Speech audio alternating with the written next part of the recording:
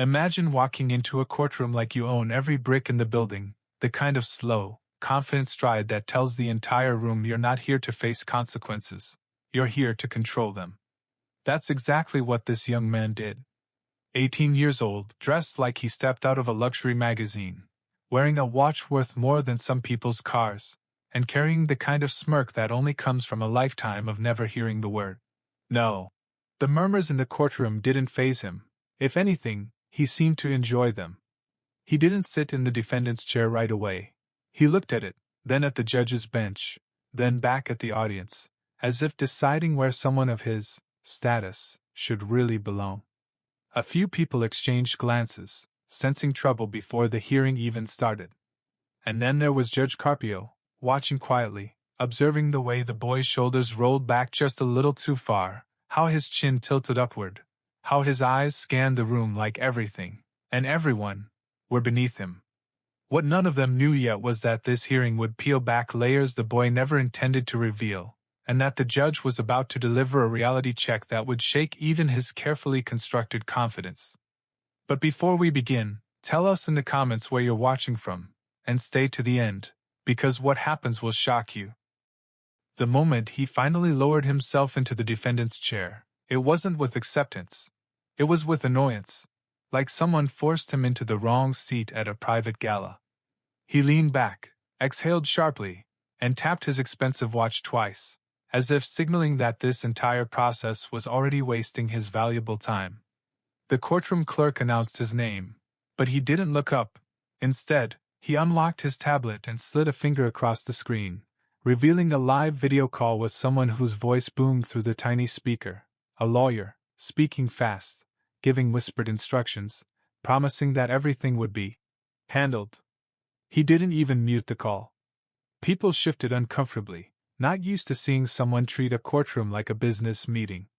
Judge Caprio raised an eyebrow, silently studying the boy's posture, the restless tapping of his foot, the subtle tremble in his left hand that didn't match the arrogance on his face. The judge had seen confidence before, real confidence, the kind that comes from experience, responsibility, consequences. But this wasn't confidence. This was armor. A thin, polished coat hiding something deeper. When the bailiff stepped closer and politely asked him to silence the device, the boy didn't even respond at first. He simply waved his hand dismissively, as if shooing away someone beneath his attention. A few quiet gasps spread across the room. It was clear this young man genuinely believed this courtroom was just another obstacle his father's money would sweep aside. But Judge Caprio wasn't a man who rushed to judgment. He watched, listened, and waited, knowing that the first cracks in a person's shield often reveal themselves in the smallest moments. Judge Caprio folded his hands gently on the bench, the way he did whenever he sensed a moment worth paying attention to, and let the silence stretch just long enough for the young man to feel it. Silence can be louder than a gavel, and in that stillness, the boy's eyes flicked upward with a hint of irritation, a tiny twitch at the corner of his jaw revealing that he wasn't used to being kept waiting. Finally, the judge spoke, his tone calm and steady, the kind of voice that didn't need to rise to command a room. He asked a simple question. "Are you prepared to proceed?" But simple questions can become mirrors, and this one reflected more than the boy intended. Instead of answering, he muttered something under his breath to the voice still chattering through the tablet, turning the device slightly so the lawyer could see the judge, as if showing him off like a chess piece he thought he could maneuver. A few people in the gallery exchanged uneasy glances. Judge Caprio didn't raise his voice, didn't frown, didn't even shift in his seat. He just watched, the way someone watches a storm forming slowly on the horizon. The boy adjusted his jacket, straightened his collar, and forced a smirk as if to remind himself who he was supposed to be. But for a brief second, barely noticeable, his eyes moved downward, not in shame, but in uncertainty, like he wasn't sure how this encounter was going to play out after all. The judge caught it instantly. Years of reading people had made him an expert in subtle truths. There was something behind the entitlement, something fragile, something scared. And while the boy tried desperately to hide it, Judge Caprio knew this hearing was no longer just about a traffic citation. It was about uncovering the real reason this teenager carried himself like the world was both his shield and his burden. Judge Caprio leaned forward slightly, not in confrontation but in curiosity, the gentle kind that disarms people far more effectively than pressure. He asked the young man to put the tablet away so the court could proceed properly, but the boy hesitated, fingers tightening around the device as though it were a life vest he wasn't ready to release. The lawyer's muffled voice urged him to comply, yet his pride held him frozen in place. Finally, with a reluctant sigh, he locked the screen and set it face down on his lap. The courtroom felt different the moment he did, as if a shield had been lowered without him realizing it. Judge Caprio then asked him to explain the events that led him to this courtroom, a simple request that should have been answered quickly, but the boy's posture stiffened. He crossed his arms, leaned back, and gave a rehearsed explanation that sounded more like something his father's assistant had typed out for him. Every sentence was polished, detached, strategically phrased to make him look blameless. But Judge Caprio had heard thousands of stories, and he could tell when someone was speaking from a script rather than from truth. He nodded patiently, letting the young man finish, then asked one question, just one, that wasn't on the boy's prepared answers. "Why did you feel you didn't need to stay and speak to the officer that day?" The air shifted. The teen blinked slowly, caught off guard, as if all the practiced confidence suddenly didn't apply here. His jaw tightened again, but his eyes drifted away from the judge this time, not upward in arrogance, but sideways, toward the gallery where ordinary people sat watching. His fingers rubbed the edge of his expensive jacket sleeve, a nervous habit he didn't seem aware he had. And for the first time since he walked in, he looked less like a young man in control and more like someone who had no idea what to do when money couldn't answer for him. The courtroom remained quiet, every subtle movement amplified in the tense air. The young man shifted in his seat, one leg bouncing slightly, betraying the calm exterior he desperately tried to maintain. Judge Caprio observed him with the patience of someone who had seen countless facades crumble under the weight of truth. He asked a follow-up question, gentle yet pointed. "Do you understand the responsibility that comes with your choices?" The teen's smirk faltered for just a fraction of a second, a crack in the armor he'd worn so carefully. He opened his mouth to respond, then paused, realizing the words he had rehearsed in front of the mirror and across video calls no longer fit the gravity of the moment. His hand, which had hovered casually over the tablet, now tightened into a loose fist, thumb brushing nervously across the screen. The audience sensed the shift, the subtle tremor of someone realizing that privilege could only protect you so far. Judge Caprio didn't raise his voice. He didn't need to. Silence carried more weight than any lecture. And yet, the boy fought against it, forcing a laugh that didn't reach his eyes, trying to reclaim control. But the judge's gaze, calm and unwavering, pinned him in place, revealing that this courtroom wasn't for show, and no luxury or connections could shield him from the moment. He could no longer hide who he truly was inside. Every heartbeat seemed to echo in that space, every tiny gesture screaming louder than the tablet's notifications, until the boy realized the real lesson had nothing to do with his father's influence. It had everything to do with facing himself honestly for the first time. He finally looked up, meeting Judge Caprio's steady eyes for the first time, and in that moment, the courtroom seemed to shrink around him. The luxury watch on his wrist felt heavier than ever, a silent reminder of the world he'd been raised to command but could not control here. His tablet, once a lifeline, now lay useless on his lap, and the confident smirk that had been his armor flickered into uncertainty. Judge Caprio's voice broke the silence again, soft but deliberate. "Privilege is not immunity." The words hung in the air, simple yet devastating, forcing him to confront a truth he had long avoided, that entitlement, wealth, and appearances were powerless against accountability.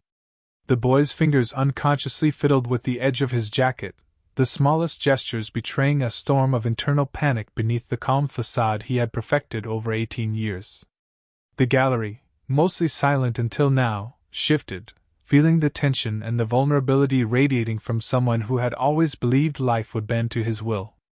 His lawyer leaned closer, whispering reassurance, but the boy barely heard him. The judge's presence, calm and unwavering, had broken through in a way nothing else could. And for a fleeting moment, he felt exposed, as if the entire world could see past the carefully curated image into the fragile, anxious teenager who had spent years hiding behind money and status. Judge Caprio didn't press further.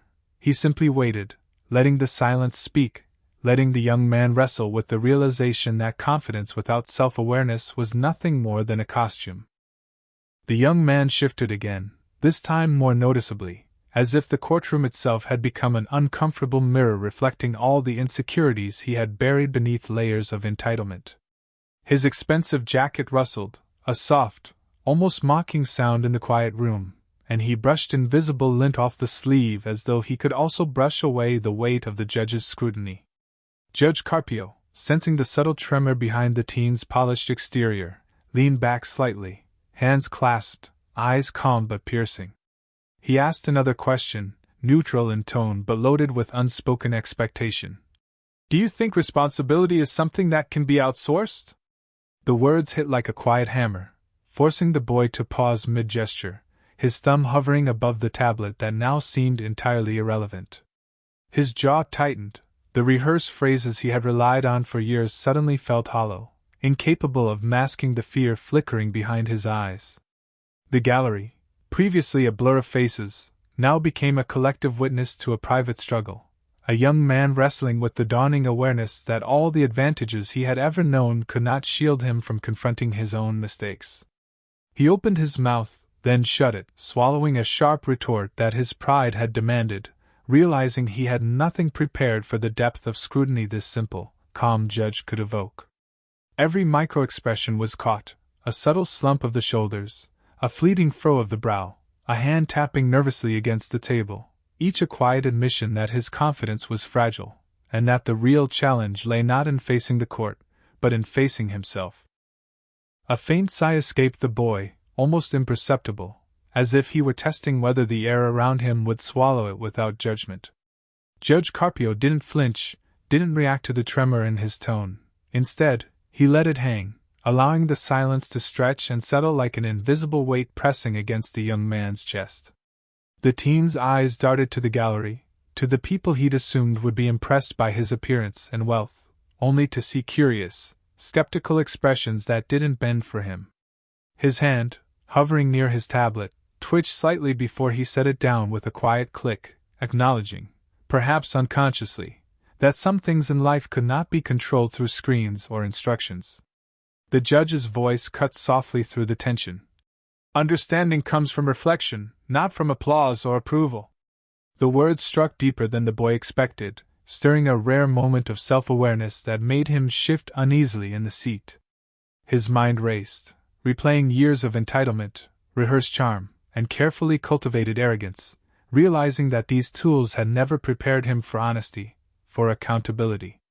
Even his lawyer, leaning close to whisper suggestions, was silent now. The courtroom was no longer about defense strategy but about exposure, about recognizing a truth the teen had long avoided. Every gesture, every subtle facial twitch was amplified under the weight of the judge's calm, unwavering gaze, and the boy felt the full gravity of being seen not as a wealthy son, not as a polished image, but as a human being confronting a moment far bigger than any money could influence. The teen's voice cracked slightly when he finally spoke, a sound so subtle that only the closest listeners could hear it, yet it resonated with the weight of years spent hiding behind confidence and privilege. Judge Caprio listened, silent, allowing every word to land without interruption, giving the young man space to confront himself. His hands, which had been idly flicking at his tablet, now rested tensely in his lap, fingers intertwined as if seeking stability from the simplest human connection, his own grasp on reality. The courtroom's atmosphere shifted imperceptibly. Spectators leaned forward, drawn into the unfolding vulnerability of someone so accustomed to control, now encountering a force he could not manipulate. The boy's eyes, for the first time, didn't flick upward with arrogance but flickered sideways, searching for reassurance, approval, any sign that he wasn't failing spectacularly under the judge's gaze. Judge Caprio's tone remained calm, almost fatherly, as he asked a question that seemed both gentle and unyielding. "What have you learned about yourself today?" The boy hesitated, the rehearsed responses lodged somewhere deep in memory, now irrelevant against the raw demand of truth. He swallowed hard, realizing that pride and money were inadequate shields against reflection, and that the bravado he had used like armor now felt heavier than chains. In that quiet tension, the courtroom felt less like a formal trial and more like a crucible, testing the young man's ability to acknowledge the fragility and fear beneath the curated image. The air vibrated with anticipation, as though everyone present sensed the transformation inching forward, slow, almost imperceptible, but inevitable. By now, the boy's polished facade was showing cracks that no luxury or rehearsal could conceal. Judge Caprio observed silently, letting the young man wrestle with his own conscience in front of the courtroom. Every subtle gesture, a fidgeting hand, a lip bitten unconsciously, a hesitant glance toward the gallery, revealed the tension he had worked so hard to hide. The judge asked a seemingly simple question. "Do you feel your privilege has ever insulated you from consequences?" The words struck like a quiet hammer, forcing the teen to pause mid-thought, minds spinning with rehearsed defenses that now felt hollow. He swallowed, exhaling sharply, and his shoulders slumped for the first time, a gesture unnoticed by many but fully registered by Judge Caprio. The courtroom remained suspended in tension, each breath amplified in the quiet. And here, in this rare, intimate exposure, the boy began to glimpse the truth that had eluded him for years. Confidence built on entitlement was a fragile thing, easily dismantled by honesty and reflection. If you're still watching, tap like and subscribe, it helps us share more real stories like this. He clenched his jaw, eyes flicking to the judge, realizing that every carefully constructed layer of superiority was slowly dissolving under the calm, unwavering observation of someone who didn't need theatrics to command attention. The lesson was becoming clear, but he still had miles to go before he fully understood the weight of accountability. A quiet tension settled over the courtroom as the young man struggled to reconcile his cultivated persona with the raw, undeniable reality unfolding before him. Judge Caprio's calm presence felt like a mirror, reflecting a side of himself he had carefully hidden from the world. He shifted in the seat, the luxury jacket now feeling heavier, the watch on his wrist ticking louder in his own mind, each second a reminder that status could not erase responsibility. He glanced at the gallery, seeking some anchor, some ally, but found only attentive faces, ordinary people whose lives had never been cushioned by wealth, watching as he confronted truths he'd long ignored. The boy's hands twitched nervously on the table, brushing against the smooth surface, and he realized with startling clarity how hollow the shields of privilege could be when faced with genuine judgment. Judge Caprio's voice, steady and compassionate, asked another probing question. "When will you begin to take accountability for actions rather than appearance?" The teen's eyes narrowed momentarily, a flicker of defensiveness, then softened as a faint awareness of his vulnerability emerged. He realized that confidence was meaningless without integrity, that arrogance could never fill the void left by unexamined choices. Every subtle movement, a shoulder slump, a blink, a shifting foot, told the story he could no longer conceal, and the gallery sensed it, watching the unraveling of a carefully scripted identity as the boy began to face the person he truly was beneath the luxury, expectations, and rehearsed smiles. The young man's gaze dropped to his hands, twisting them nervously as the weight of the judge's calm scrutiny pressed against his carefully constructed self-image. The courtroom felt both immense and intimate at the same time, a space where every micro-expression and subtle gesture became a loud proclamation of vulnerability. He realized, with an almost painful clarity, that all the training, all the rehearsed words whispered through lawyers and tablets, could not armor him against this moment of introspection. Judge Caprio didn't raise his voice. He didn't need to. His quiet, fatherly presence made the teenager feel the stark contrast between performance and authenticity. A single question hung in the air, unspoken but palpable. "Who are you beneath all of this?" The boy's mind raced. Images of private lessons, media appearances, and familial expectations colliding with a growing sense of inadequacy. He had been taught that confidence came from command and control, but now he felt stripped down to the essence of human accountability, fragile, uncertain, and achingly real. A slight tremor passed through his body as he recognized the distance between who he projected himself to be and who he actually was. The gallery leaned in subtly, sensing the transformation that had begun, while Judge Caprio simply observed, letting the silence do the heavy work. It was in this quiet unraveling, unnoticed by most but profound in effect, that the teenager began to glimpse the first seeds of self-awareness, the realization that true strength was not a measure of wealth, influence, or smirked superiority, but of honesty with oneself. A subtle shift occurred in the young man's posture, almost imperceptible but loaded with meaning. His shoulders, previously rigid with practiced arrogance, slumped just enough to reveal a growing awareness of his own fragility. He traced the edge of the table with a fingertip, a nervous gesture that contradicted the composed image he had spent years perfecting. Judge Caprio's gaze remained gentle yet penetrating, unhurried and steady, as though he could see through every layer of entitlement to the core of the boy's character. The teen opened his mouth to speak, hesitated, then exhaled, realizing that words alone could not defend him here. Honesty was required, and that was unfamiliar territory. For the first time, he considered the real consequences of his actions, the human impact beyond spreadsheets, lawyers, or social media audiences. He caught a glimpse of the gallery, ordinary people observing, unaffected by wealth or status, and he felt a pang of recognition. Their judgment carried an authenticity that no money could buy. A quiet tension filled the air, not of fear alone but of awakening, as he acknowledged that the reality of responsibility had arrived. The luxury watch on his wrist now felt like a symbol not of privilege, but of a world he had yet to understand, one where accountability was earned, not inherited.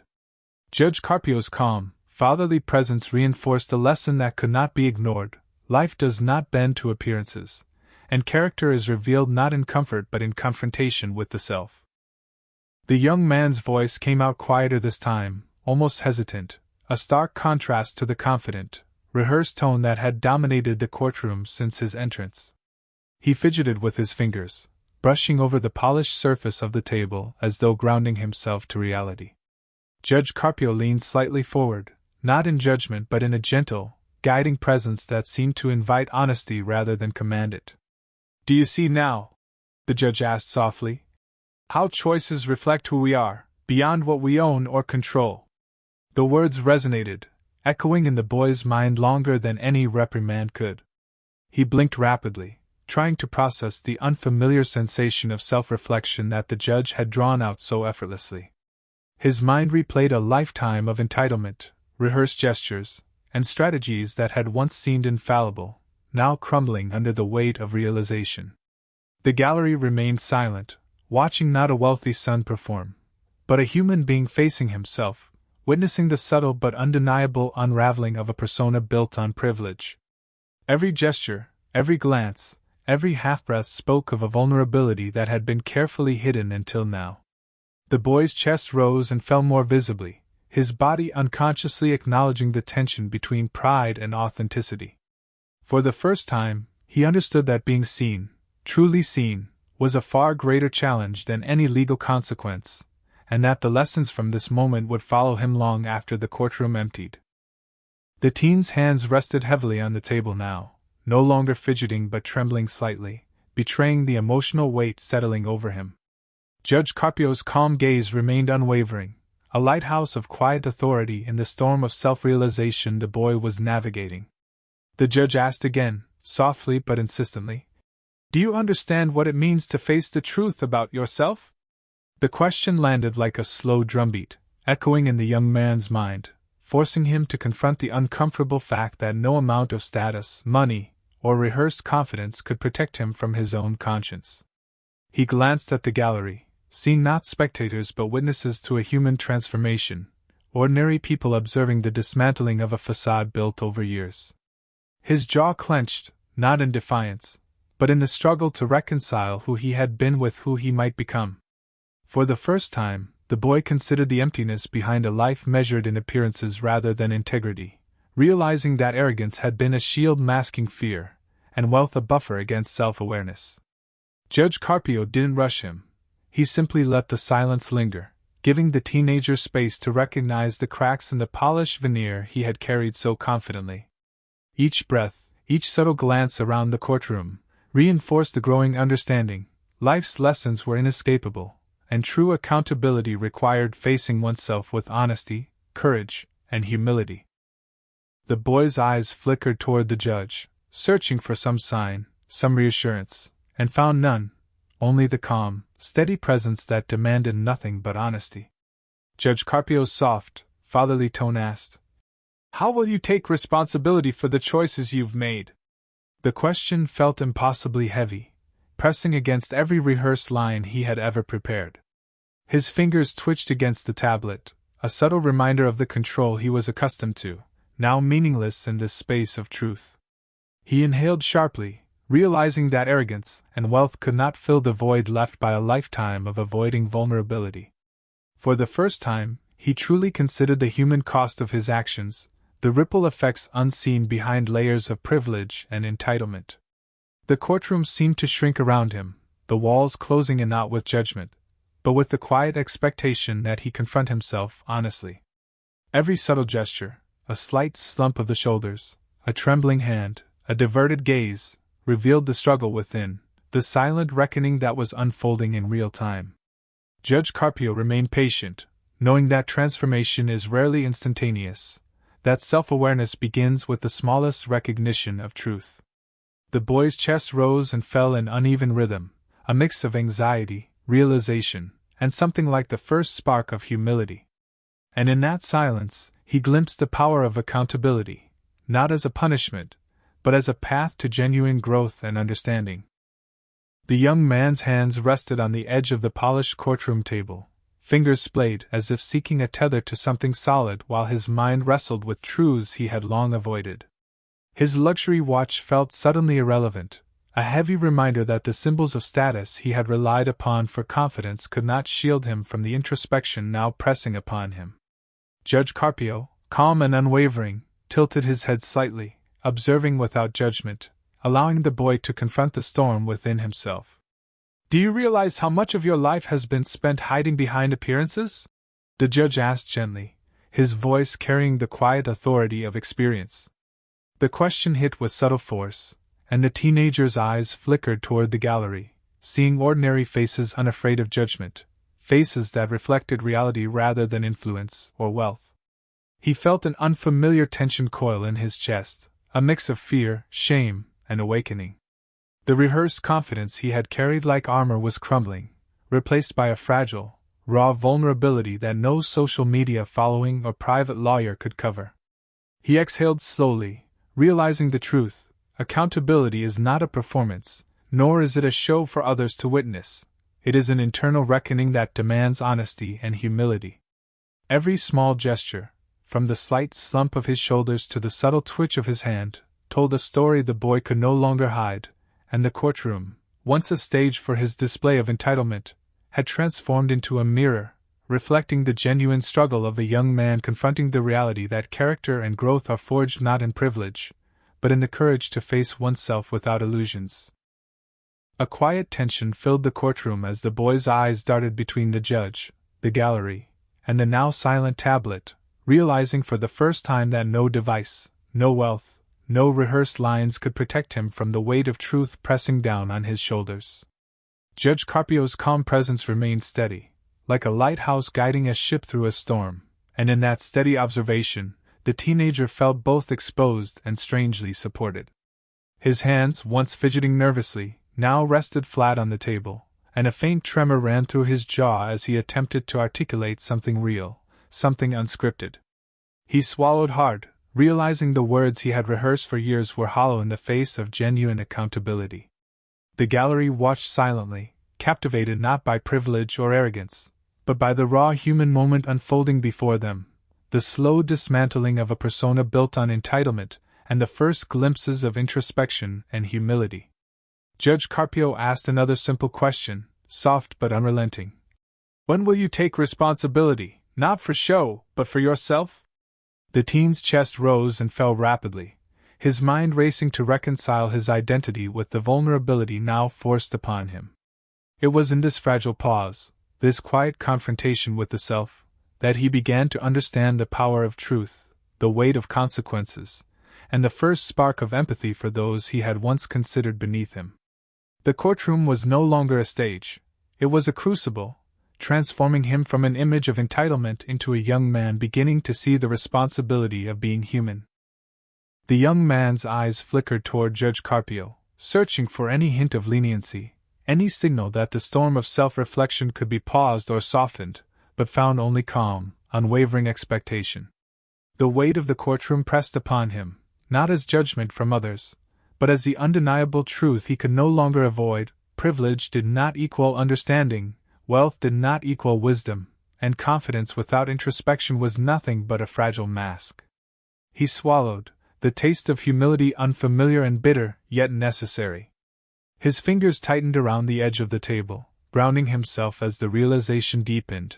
He had spent years rehearsing how to appear in control, how to manipulate perceptions, and how to rely on influence, yet none of it mattered here. Judge Caprio's voice, gentle yet deliberate, asked one final probing question before the hearing neared conclusion. "Who do you want to be when no one is watching?" The teen paused, a long, quiet moment stretching over the gallery, his chest rising and falling as he confronted the truth. Slowly, almost imperceptibly, he let go of a hand that had been clenched around the table, and a small flicker of sincerity shone in his eyes. The courtroom, once a stage for his arrogance, had become the mirror in which he first glimpsed himself, unmasked and vulnerable, beginning to understand that true strength lies not in appearances, but in the courage to face one's flaws, admit mistakes, and take ownership of life's lessons.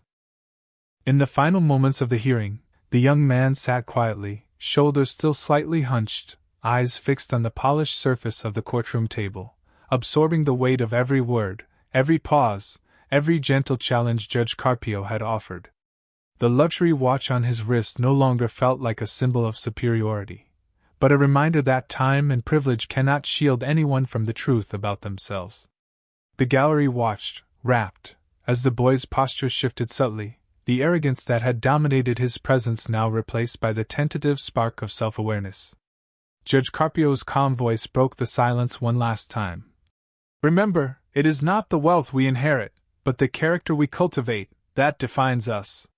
For the first time, the teen exhaled without tension, a faint, sincere smile brushing his lips, realizing that accountability, humility, and integrity were lessons far more valuable than any inheritance.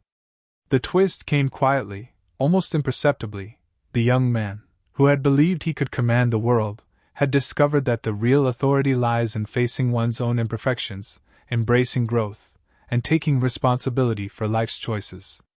As he rose to leave the courtroom, no longer defiant but thoughtful, the audience felt the weight of transformation settle like a quiet triumph.